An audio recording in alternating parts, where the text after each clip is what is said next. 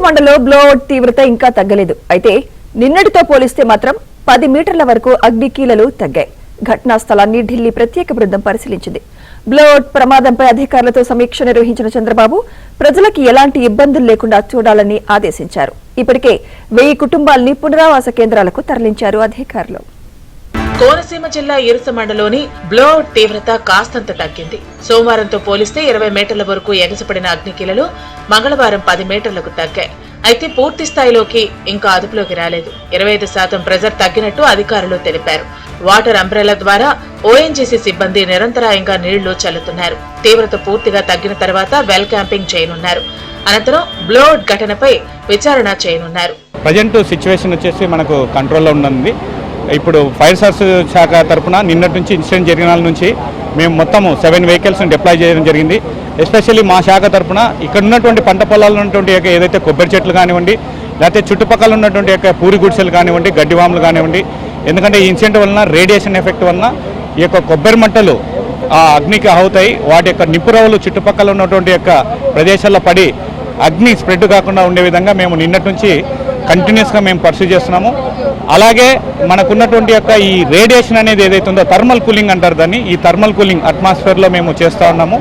ఇది ఓఎన్జీసీ వారికి వాళ్ళవి 3 వెహికల్స్ వచ్చాయి. బట్ ఫైర్ సర్వీస్ డిపార్ట్మెంట్ తరఫున మాకు 6 ప్లస్ ఒక 7 వెహికల్స్ మేము మా యొక్క సిబ్బంది 60 మంది సిబ్బందితో అధికారులతో మేము నిరంతరం నిన్నటి నుంచి కంటిన్యూస్గా మేము యాక్షన్స్ చేస్తూ ఉన్నాం.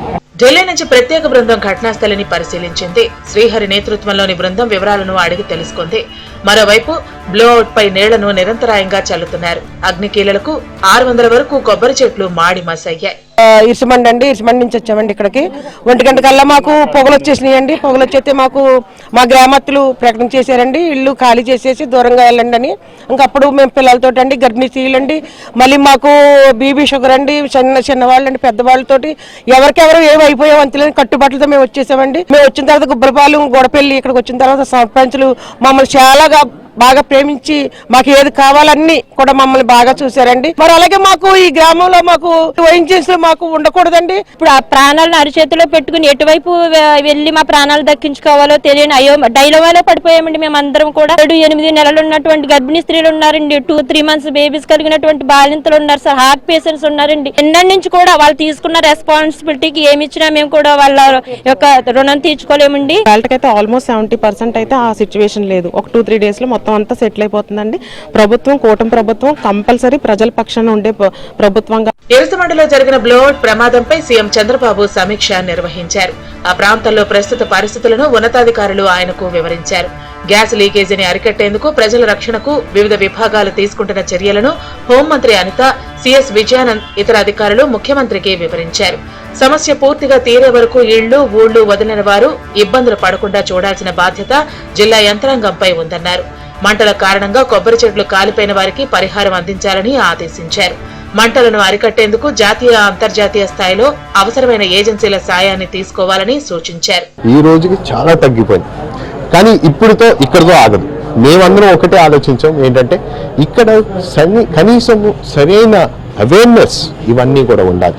మళ్ళీ స్టార్ట్ చేసినప్పుడు ఖచ్చితంగా దీనికి సేఫ్టీ ప్రోటోకాల్స్, సేఫ్టీ ఎక్విప్మెంట్ ఇవన్నీ కూడా ఇక్కడ ఏర్పాటు చేసుకోవాలి.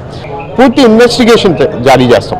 ఇన్వెస్టిగేషన్ రిపోర్ట్ వచ్చిన తర్వాత అందులోని ఖచ్చితంగా కంక్లూజన్లోని ఈ నిర్లక్ష్యాలు ఇవన్నీ కూడా తెలుస్తాయి. వచ్చిన తర్వాత అప్పుడు వీళ్ళపైన కఠిన చర్యలు, ఈ సేఫ్టీ ప్రోటోకాల్ ఏ విధంగా ఉండాలనేది కూడా మేము రూపొందిస్తాం. ఎప్పుడైనా 15 సంవత్సరాలు దాటిన తర్వాత ఖచ్చితంగా పైప్ లైన్ మార్చాలనేది.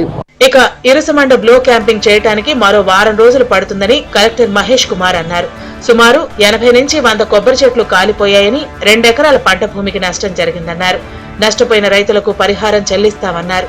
బ్లోఅవుట్ సంభవించిన మోరి 5L ను డీప్ ఇండస్ట్రీకి 15 ఏళ్లకు లీజుకి ఇచ్చామని ONGC technology and field services director Vikram Saxena తెలిపారు.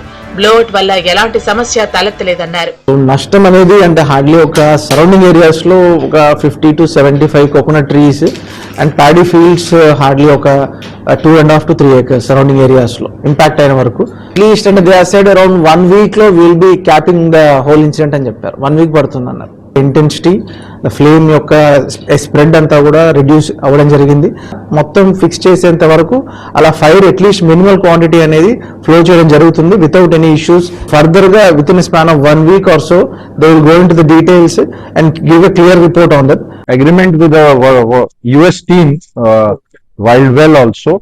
So we'll take a call maybe tomorrow or day after tomorrow whether they are already waiting and ready with their visas. మరోవైపు కోనసీమలో చమురు కార్యకలాపాలను నిలిపివేయాలంటూ కొందరు రైతులు కలెక్టరేట్ దగ్గర నిరసనకు దిగారు. 3 గ్రామాలకు చెందిన 1000 కుటుంబాలను పునరావాస కేంద్రాలకు తరలించారు. ఇరుసమండ, లక్కవరం, గుబ్బలపాలెంకు చెందిన వారి యోగక్షేమాలను అధికార యంత్రాంగం ఎప్పటికప్పుడు పర్యవేక్షిస్తోంది. బ్లోఅవుట్ తో ఇరుసమండలో విద్యుత్ సరఫరా నిలిచిపోయింది.